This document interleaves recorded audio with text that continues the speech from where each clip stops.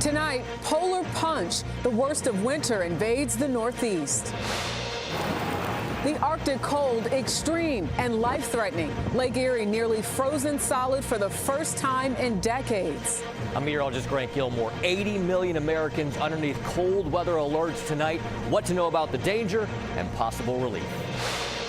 Also tonight, suspected kidnapping, the latest in the search for Nancy Guthrie. I'm Andres Gutierrez in Tucson, Arizona. Tonight marks 1 week since Savannah's Guthrie 84-year-old mother was last seen. The sheriff admitting missteps. No apology. President Trump shifts blame for racist video of the Obamas. I didn't make a mistake. I'm Willie James in West Palm Beach, Florida. President Trump claims he's the least racist president amid the fallout over an offensive video. New Epstein backlash. Britain's prime minister now in peril. First medals and practice runs as competition begins at the Winter Olympics. I'm Seth Doan in Cortina, where the Winter Olympics are officially underway. All that plus Super Bowl 60. Big game, bigger business. I don't think you can have a Super Bowl without the Budweiser Clydesdales. This is the CBS Weekend News from New York with Jerika Duncan. Good evening, everyone, and thank you for joining us. We begin with breaking news in Tucson, Arizona. There's a new video tonight from the Guthrie family. Tonight marks 1 week since their mother, Nancy Guthrie, was last seen before her suspected kidnapping. CBS's Andres Gutierrez is outside the Guthrie home with the very latest on what's in that video. Andres. Jerika, Nancy Guthrie's children once again took to social media, this time in a 22-second clip to address those responsible for taking their mother. This as two law enforcement sources tell CBS News that the investigators out here are developing good information, but that, quote, nothing is imminent. We beg you now to return our mother to us so that we can celebrate with her. This is the only way we will have peace. An emotional plea Saturday evening from Savannah Guthrie and her siblings to get their beloved mother back. This is very valuable to us, and we will pay. FBI agents were back at Nancy Guthrie's home late Friday to remove a camera from her roof and tow her car from her garage to examine it for possible fingerprints or other clues. Authorities haven't said why they returned to the 84-year-old's home, but it happened hours after investigators announced they're working to verify what appears to be a second message from her alleged captors. I know there's some frustrations, and they cannot provide every bit of information that they receive until they get to a closer place of identifying where Ms. Guthrie is and the people that might have taken her. CBS News has learned law enforcement is tracking down vehicles captured on surveillance cameras the night she disappeared. Pima County Sheriff Chris Nanos now says he would have called in other agencies, including the FBI, sooner and kept crime scene tape up longer after reporters later found her blood near the front door. The crime scene being released early is concerning. I want to believe that now that they're taking a close look at all the evidence, all the information, anything that comes into their possession, they're taking a closer look at, knowing that this case is going on longer than they probably anticipated. The sheriff didn't hold a news conference today, but reiterated they still don't have a suspect or person of interest in this case just yet. Jerika? Andres Gutierrez with that new information tonight. Thank you. To the weather now. Tonight, millions of Americans from the Great Lakes to the Northeast are experiencing a new blast of extreme cold. This is Gloucester, Massachusetts, where the snow is flying and piling up fast. The freezing wind making it feel like 12 below. And this is Lake Erie, now nearly frozen solid for the first time in 2 decades. CBS News meteorologist Grant Gilmore is tracking it all for us this evening. Grant. Hey there, Jerika. This evening, winter is bringing the most brutal blast of Arctic air to many across the mid-Atlantic and Northeast as we go into tonight. Just bitterly cold air has already been moving in and will continue to move in as we go into the overnight hours. We've got 80 million people underneath cold weather alerts tonight because of wind chill values down to nearly 35 degrees below zero, all because of these howling winds that have been between 50 to 60 miles per hour, even at times gusting up to 70 miles per hour, which has taken out power and compounding the danger of this cold. And it's remarkable to see these frigid temperatures in contrast to these warmer than normal temperatures across the central and western United States, where temperatures are running 20 to 30 degrees above average. Now in the Northeast tonight, low temperatures are going to drop down to the single digits to below zero. Feels like temperatures 30 degrees below zero. And then in the Northeast tomorrow, we'll see highs in the single digits. Feels like temperatures in the sub-zero range. And then by Monday morning, still dangerously cold before warming back a little bit with some relief in sight as we go into the beginning of next week. Meanwhile, in California for the big game tomorrow between the Seahawks and the Patriots, we'll see partly sunny skies with highs in the mid-60s. Jerika, not looking too bad. Grant Gilmore, thank you. Now to the latest fallout after President Trump shared a racist video on his social media platform. The president, who spoke about his latest actions last night, refused to apologize despite sparking widespread outrage and condemnation. CBS's Willie James Enman reports tonight from West Palm Beach, Florida, near the president's home. Willie James. Jerika, good evening to you. Republican lawmakers offered a rare rebuke of President Trump after he reposted a racist meme of President Obama and Michelle Obama depicted as apes. No, I didn't make a mistake. Aboard Air Force One, the president says he won't apologize for posting a video which included racist imagery of the former president and first lady. I didn't see the whole thing. I am, by the way, the least racist president you've had in a long time. Initially, the White House defended the president's post, but later backtracked, deleting it 12 hours later, blaming the post on an unnamed staffer. Lawmaker condemnation was swift and bipartisan. He should apologize, and perhaps most importantly, he should pledge to do better. The GOP's only black Republican Senator Tim Scott of South Carolina called the post the most racist thing I've seen out of this White House. The president also under fire this weekend for freezing funding to one of the nation's largest infrastructure projects. Late Friday, a federal judge ruling the Trump administration must temporarily unfreeze $16 billion in funding for the Gateway Tunnel project, linking New York and New Jersey by rail. According to multiple reports, the Trump administration told Senate Minority Leader Chuck Schumer the funds would be released if Penn Station in New York City and Dulles Airport in Virginia were named after President Trump. The president claims the idea wasn't his. He suggested that to me. Chuck Schumer suggested that to me about changing the name of Penn Station to Trump Station. Dulles Airport is really separate. Leader Schumer called the president's statement an absolute lie. Meanwhile, nearly 1,000 construction jobs are on the line as work stopped at the site on Friday amid the ongoing battle over funding. Jerika. Willie James Enman reporting from West Palm Beach tonight. Thank you. Today marks 1 month since the killing of Renee Good by an ICE agent in Minneapolis. Hundreds gathered in the city for a public memorial honoring Good, as well as ICU nurse Alex Preddy, who was killed 2 weeks ago today. And an update on 5-year-old Liam Ramos, the boy behind this image that rocketed around the world. Just days after he and his father were released from a Texas detention center, the Trump administration is escalating efforts to deport them. Tonight, a new wave of backlash after the massive final dump of Epstein files. Britain's Prime Minister Keir Starmer is the latest to face criticism. CBS's MTS Tayeb at our London bureau has new details in what is now a global scandal. Good evening. Well, the political fallout here in Britain following the latest Epstein documents release has become so intense, there are growing calls for the UK's Prime Minister to step down.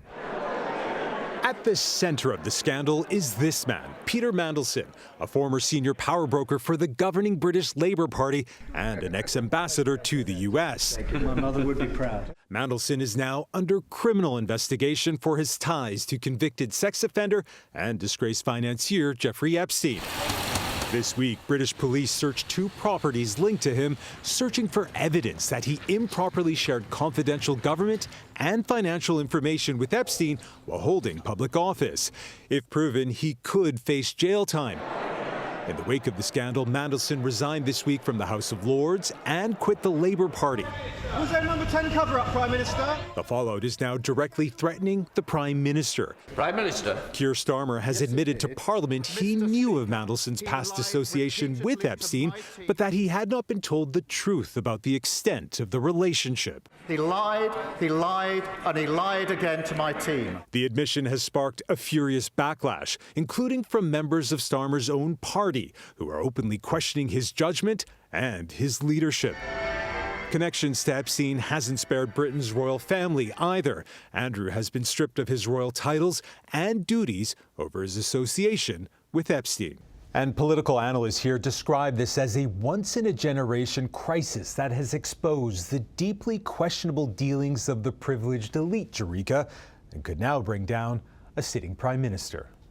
MTS Tayeb in London, thank you. Today was the first day of the Olympic Winter Games in Italy. Switzerland took the first gold medal in men's downhill skiing. And all 5 medal events were held today. No gold yet for Team USA, but many spectators are focused on a famous skier from Burnsville, Minnesota, who practiced today. CBS's Seth Doan in Cortina, Italy, is tracking it all for us. Seth.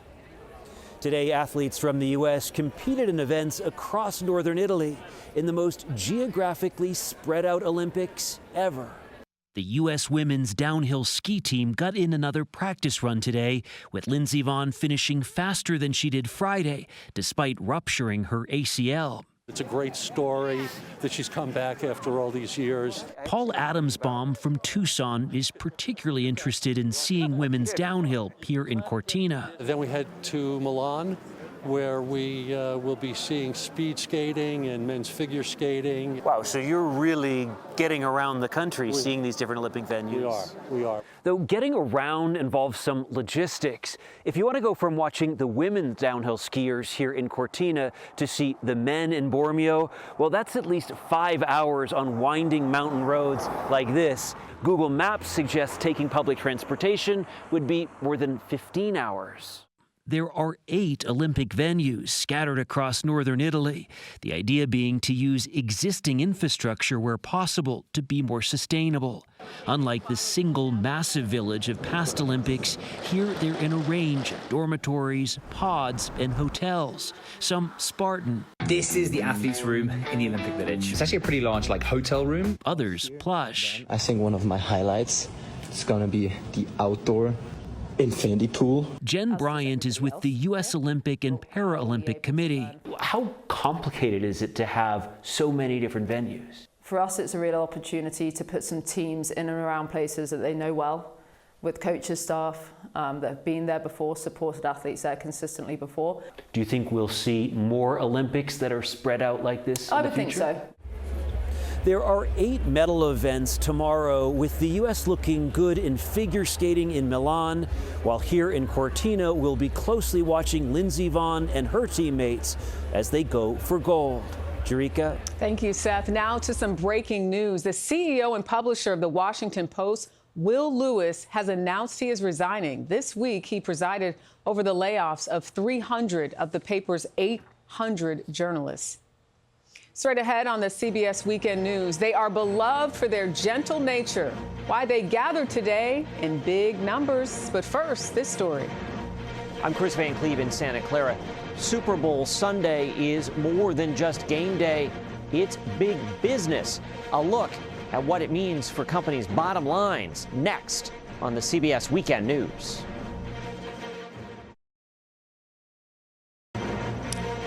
This is Levi Stadium in Santa Clara, California, home to Super Bowl 60. Tonight, the countdown is on for the big game between the Seattle Seahawks and New England Patriots. CBS's Chris Van Cleve is there for us tonight outside what's being called the Field of Jeans. Chris? Jerika, some 90,000 people are expected to be in town this weekend. On average, they'll spend about $5,500 a person. That means full hotels, packed restaurants, and if your name is on the stadium, the big game could mean big business. Super Bowl Sunday is more than just the game. For Levi's, it's a chance to tell their story on their home field. It's a big deal. It is a big deal. It's a big game, but it's also a big cultural moment. Michelle Goss is Levi Strauss & Company's CEO. You can't talk about the Super Bowl without saying Levi's. 100%. Levi's is on a hot streak. Their business is growing, up 7% last year, as is their popularity with Gen Z. They aim to use the stadium and the Super Bowl to keep it going. Does anything in the way the economy is stacking up give you pause? We're all staying really close and making sure that we are showing up to our consumers in a relevant way. We have, the core red tab of our business, and then we had a more entry-level price point called Signature by Levi Strauss, and then we have, just launched this past year, Blue Tab, which is in the most premium segment of the market. 2 years ago, the company spent $170 million to keep its name on the stadium through 2043. Levi Stadium is one of the things that gives us lots of brand heat, and then we amplify it from there in terms of social media, events across the city as it relates to a moment like Sunday. And the kind of brand heat that comes off the Super Bowl, that translates to sales? Absolutely. Yes. I got the blues from the baby. And Sunday, they'll air their first Super Bowl ad in 20 years. 2026 will also be the 48th time Budweiser and its iconic Clydesdales make a Super Bowl appearance. And ahead of kickoff, those Clydesdales trotted through San Francisco, making deliveries, turning heads, and stopping traffic. Can you have the Super Bowl without the Clydesdales? I don't think you can have a Super Bowl without the Budweiser Clydesdales. Those Super Bowl ads will cost you between $8 and $10 million a spot. Direct economic impact from Super Bowl 60 estimated to be around $600 million. But factor in wages and tax revenue, Jerika, you're approaching $1 billion. Wow, that's a lot of money. Chris Van Cleve, thank you. Still ahead on the CBS Weekend News, if you can't go for the gold, go for the golden. We'll explain coming up. Turning now to the best version of chaos imaginable. Today, thousands turned out in Colorado for Goldens and Golden Retrievers, that is, and their many owners. The event began in 2019 as a small gathering on National Golden Retriever Day, growing into this furry phenomenon. Next on the CBS Weekend News, hockey great Hillary Knight on what it takes to compete in 5 Olympic Games. But first, a look back at this day in history. 3,000 screaming teenagers are at New York's Kennedy Airport to greet, you guessed it, the Beatles.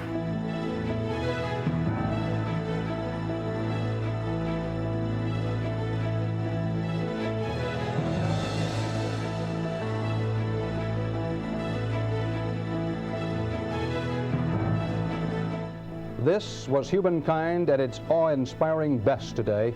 A U.S. astronaut pushing the envelope of technology and knowledge to the limit. Today, Hillary Knight showed why she's one of the greatest players ever in hockey. With her 14th goal, the captain of Team USA moved into a tie for the most goals scored by a U.S. women's hockey player at the Winter Olympics. The U.S. beat Finland in their opener 5-0. In tonight's Weekend Journal, CBS's Andres Gutierrez sat down with Knight before she headed to Italy.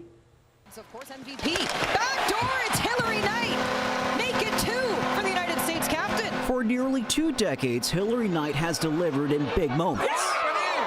Now, at age 36, she's back for her 5th and final Olympics. It seems fitting. Things seem very aligned, and I know this one's going to be a special one as well. We met up with the forward after practice in Seattle. The grind is the same. Her role isn't. She's now Team USA's Olympic captain. Some of the people in that room are lifelong friends and people I consider family, and so to find success at the end of a grueling journey together would be a wonderful reward to really put a bow on everything. Knight began playing hockey when she was 5, made Team USA as a teen. Today, she's a legend of the sport in this country and record setter. Knight is the only American hockey player to appear in 5 Winter Olympics. She's faced both wins and losses. There was gold in 2018, but otherwise hard losses to top rival Canada. It brings out the best level of competition. I think that's what makes the rivalry so great. Off the Olympic podium, Knight helped build a new professional women's league. There wasn't a space for us years ago, and to be able to help facilitate and shape that space is something I'm super honored to have been a part of and continue to be a part of. She hopes to play in 2 more world championships and stay involved in the sport. I grew up in this sport and it's given me so many things, and hopefully I've given something back. Is there anything else you want Americans out there to know about before you head out to Italy for these games? Watch us. That's all. Just watch us. Cheer on Team USA. We're going to play our hearts out for you. Captain America facing off for a final gold. Andres Gutierrez, CBS News, Seattle. Simple instructions and we'll be watching. Well, that is the CBS Weekend News for this Saturday. Tomorrow on Face the Nation, Margaret Brennan's guest includes Senator Mark Warner of Virginia and former FDA Commissioner Dr. Scott Gottlieb. I'm Jerika Duncan in New York. We thank you for watching. Have a great night and we'll see you tomorrow.